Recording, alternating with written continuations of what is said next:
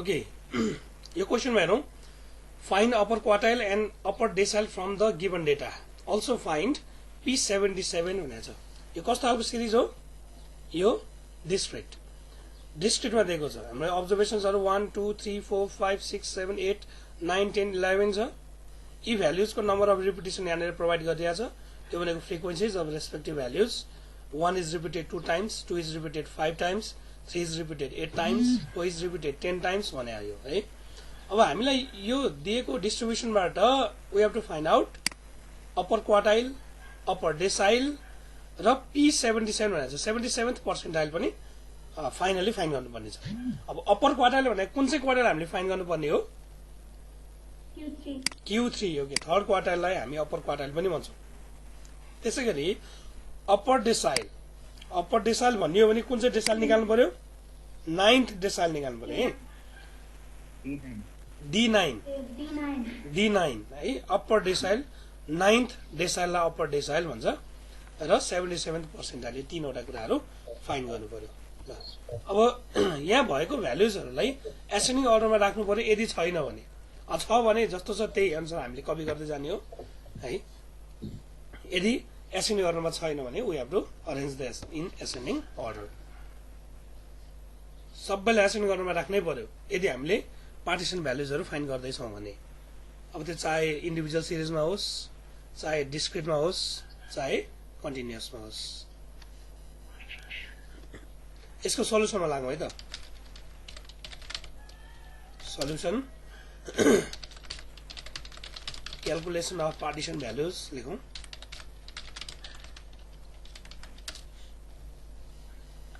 सँगसँगै गर्दै जाने है, म सँगसँगै।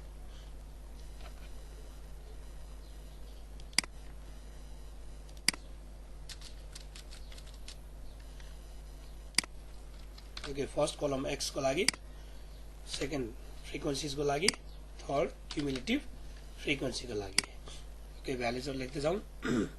1 2 3 4 5 6 7 8 9 10 11 सम्म छ हाम्रो भ्याल्युज।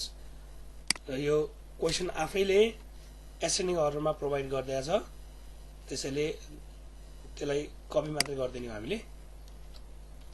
अब फ्रिक्वेन्सिजहरू पनि उनीहरूको आफ्नै करेस्पोन्डिङ फ्रिक्वेन्सिजहरू लेख्दै जानु पर्यो। 1 को फ्रिक्वेन्सी 2 छ, 2 को 5, 3 को 8, 4 को 10, त्यसपछि 12, 8, 6, 4, 3, 2, 1। ओके, अब क्युमुलेटिभ फ्रिक्वेन्सी निकाल्नु पर्यो, CF। ओके, फर्स्ट अब्जर्भेसनको CF त यही 2 नै भइहाल्यो। 2, त्यसपछि 2 + 5 7। ओके, यो र यो एड गर्दै जाने। 7 + 8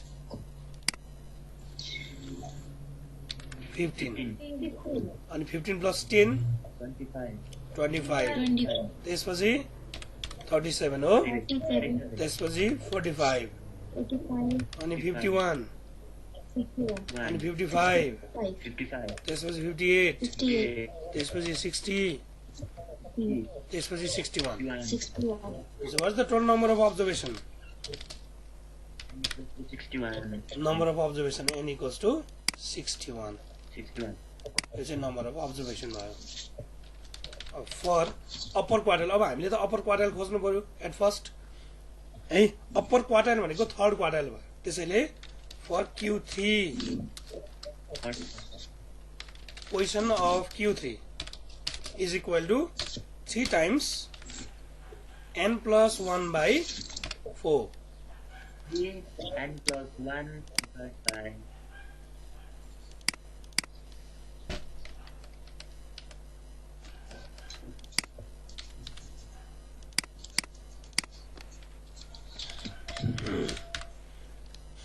3 times n + 1/4 टर्म।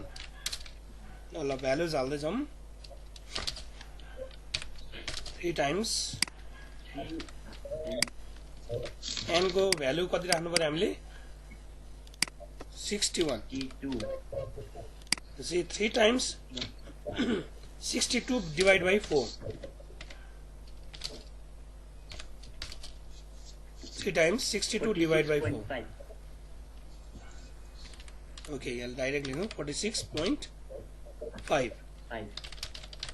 ओके यो हाम्रो पोजिसन आयो पोजिसन अफ Q3 अब 46.5 ठाउँमा कुन चाहिँ भ्यालु छ त्यो हेर्नु पर्यो हामीले है यहाँनिर अब यो भनेको CF कोलममा हामीले हेर्छौँ है CF कोलममा 46.5 भन्दा स्लाइटली ग्रेटर भ्यालु कुन चाहिँ छ त्यसको corresponding value in the column of X will be Q3 त्यही हो नि जस्तो यदि हामीले 46.5 भन्दा स्लाइटली ग्रेटर टर्म यो CF कोलममा हेर्यो भने यहाँनिर कुन चाहिँ टर्म भेट्छौँ 51 हो 51. ओके 45 46 भन्दा सानो छ त्योभन्दा स्लाइटली ग्रेटर भनेको 51 हो 51 को corresponding value in column of X भनेको 7 हो त्यसैले Q3 कति आयो 7 यहाँ लेख्नु पर्यो in CF column the term just Greater than 46.5 is greater than 46.5 is 51 51. and It's corresponding. its corresponding value is 7 अब Q3 कति आयो त 7 आयो Q3 आयो 7 अब त्यसै गरी हामीले अप्पर डेसाइल पनि निकाल्नु पर्यो पोजिसन अफ अप्पर डेसाइल भनेको P9 P9. अप्पर डेसाइल भनेको P9 हो अब P9 कि D9 sir? सरी D9 डेसाइलको फर्स्ट लेटर D त्यो भनेको के गर्नु पर्यो हामीले के लेख्नु पर्यो 9 times 9 Plus 1 5. 9 times n plus 1 by 10 1/10. ल क्याल्कुलेट गरौँ कति आउँछ यो 55.8. टोटल 55.8 आउँछ ओके 55.8 टर्म आउनेछ अब यो 55.8 टर्मलाई पनि हामीले के गर्नु पर्यो त CF कलममा हेर्नु पर्यो योभन्दा स्लाइटली ग्रेटर हेर्ने अब 55 टर्म छ यहाँ है 55 मा त यो परेन त्योभन्दा स्लाइटली ग्रेटर भनेको 58 सो 58 को करेस्पोन्डिङ भ्यालु 9 त्यसैले 9 चाहिँ 9th डेसाइल अब त अप्पर डेसाइल नै छ लेखौँ in CF column the value The term that just 55.8 is greater than 58. 55.8 is 58 oh so And its corresponding upper value decile okay is यसको corresponding value हेरौँ 9. corresponding value is 9 त्यसैले upper decile 9 रह्यो okay so decyl काम सक्यो अब हामीले अझै निकाल्नु छ अल्सो फाइन्ड कति भनेको छ P77 right also find P77 भनेको 77th पर्सेन्टाइल खोज्नु पर्ने छ हामीले त्यसैले अब यो खोजौँ पोजिसन अफ P77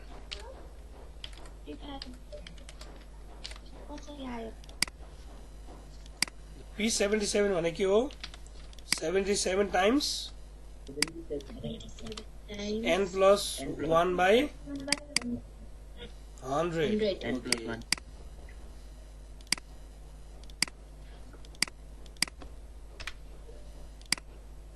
ल यसलाई क्याल्कुलेट गरौँ त कति आउँछ 47.74. 47.74 भेरी गुड 0.74. अब CF कलममा हेरौँ फेरि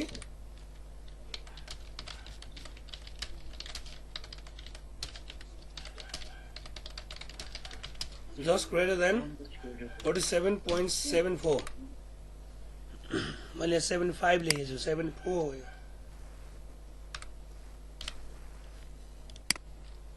is योभन्दा स्लाइटली ग्रेटर कति छ हेरौँ त 47.74 भन्दा स्लाइटली ग्रेटर भनेको 51 रहेछ 51 55. सो 45. 40, 51. P77 कति हुने रहेछ त्यसो भए यसको करस्पोन्डिङ भ्यालु हेर्नु त 7 हुने रहेछ 7. So 77th percentile is 7. Okay. So क्वेसनले सोधेको त्यो तीनवटै चिजहरु हामीले निकाल्यौ. थर्ड क्वार्टाइल कति निस्क्यो 7. 7 निस्क्यो. नाइन्थ डेसाइल अथवा अप्पर डेसाइल कति निस्क्यो 9. 9. त्यसैगरी 77th पर्सेन्टाइल कति निस्क्यो 7 निस्क्यो. 7. 7. यसमा केही छ त कन्फ्युजन 8. छैन एकदमै सजिलो छ है.